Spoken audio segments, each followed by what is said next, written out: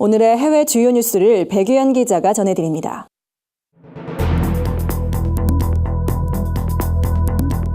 구티비 월드와이드입니다. 세계 곳곳의 소식을 발빠르게 전해드립니다. 네덜란드 정부가 지난해 망명을 신청한 난민 20명의 자격을 전쟁 범죄 혐의로 박탈했습니다. 난민 자격이 박탈된 이들은 네덜란드에 더 이상 체류할 수 없으며 본국으로 돌아가야 합니다.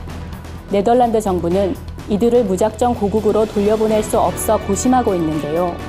유럽인권협정이 직접적인 생명의 위협을 받을 수 있는 사람은 출신국으로 돌려보낼 수 없다고 규정했기 때문입니다. 이런 실정에 네덜란드 체류가 거부된 970명의 난민 중 11%가 넘는 110명 이상이 네덜란드에 잔류하고 있는 것으로 집계됐습니다. 최근 중국이 프란치스코 교황과 가톨릭 사제 임명에 관한 회담을 하는 등 종교 집단과의 관계 개선을 위한 의지를 보여주고 있습니다. 하지만 중국 정부의 이런 노력에도 중국 현지에선 기독교인을 포함해 심각한 박해에 시달리고 있는 종교 인구가 1억 명이 넘습니다. 미국 비정부 기구 프리덤 하우스가 조사한 바에 따르면 중국 공산 정권은 종교를 다양한 방식으로 억압하며 종교 성장을 저해하고 있습니다. 중국 당국은 종교 박해를 전면 부인하고 있지만 실제로 수많은 종교 지도자들이 체포되거나 구금됐고 많은 교회 건물이 철거되기도 했습니다.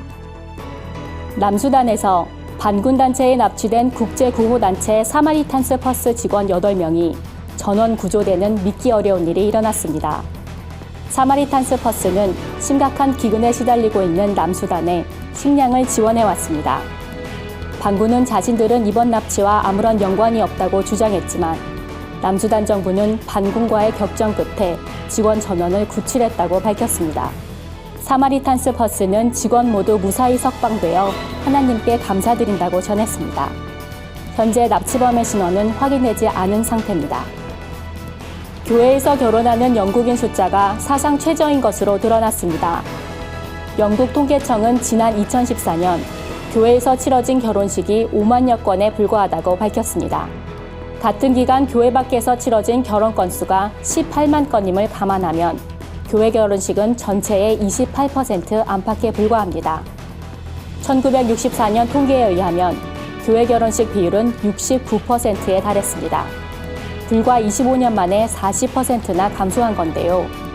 일부 전문가들은 꾸준히 감소하는 종교 인구를 그 원인으로 꼽았습니다. 일각에선 결혼하지 않은 커플을 환영하지 않는 교회의 태도를 지적했습니다. 결혼을 하지 않은 커플도 결혼 형태에 관계없이 교회에 다닐 자격이 충분하다는 인상을 주고 나중에라도 교회에서 식을 올릴 수 있도록 장려해야 한다는 겁니다. 최근 발표된 도널드 트럼프 미국 대통령의 내년도 예산안을 두고 미국 기독교계가 대외원조 예산 삭감에 강하게 반발하고 나섰습니다. 예산안에 따르면 내년 대외원조는 28% 축소됩니다. 트럼프 대통령은 미국의 안보와 안위를 최우선으로 생각해야 할 때라며 대외원조 축소를 정당화했습니다. 하지만 이에 대해 기독교계는 하나님의 자녀로서 전 세계에서 가난과 질병의 고통에 시달리고 있는 인류를 보호할 책임과 의무가 있다고 주장했습니다. 교계는 미국 예산의 1%만 대외원조에 할애해도 수백 명을 고통에서 해방시킬 수 있으며 극빈 인구를 반으로 줄이고 에이즈와 에볼라와 같은 질병의 확산을 막을 수 있다고 거듭 강조했습니다. 구티비 뉴스 백유연입니다.